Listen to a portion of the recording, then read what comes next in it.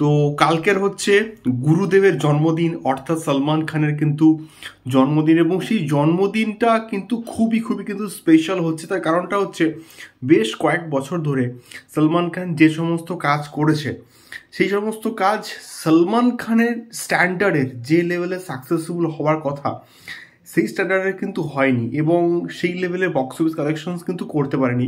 এইবারে সিকান্দার দিয়ে কোথাও গিয়ে সলমান খান কিন্তু একটা কামব্যাক করবে, এবং যেহেতু পরিচালক ভালো আর মুরগাদাউস, তো তার উপর আমার প্রচণ্ড কিন্তু ভরসা আছে।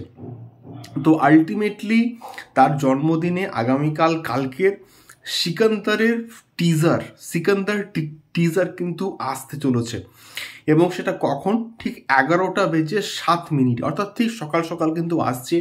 এবং ভাইজানের জন্মদিন, ভাইজানের ফ্যান্সরা, বিশেষ করে আমি সলমান খানের বিরাট বড় ফ্যান, মানে একজন ওয়ান্টেডের পর থেকে দাবাং বলি বা টাইগার বলি, প্রত্যেকটা সিনেমায় কিক বলি, বা রিসেন্ট টাইমে যে ক্যামিওটা আমরা দেখলাম বেবি জনে, সেটাও প্রচণ্ড কিন্তু ইফেক্টিভ ছিল কোথাও গিয়ে।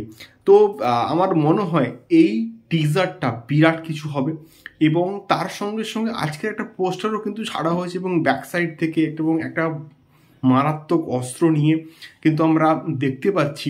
বেসিক্যালি ওটা ব্যাপক লাগছে, এবং সলমান খানের যে সোয়াগটাকে এবং তার সঙ্গে সঙ্গে মাস যে এলিমেন্ট যে বিষয়টা, সেই বিষয়টাকে কোথাও গিয়ে আর মুরগাদাউস ভালোভাবে কিন্তু এস্টাবলিশ করতে পারবে বলে আমি অ্যাটলিস্ট মনে করি।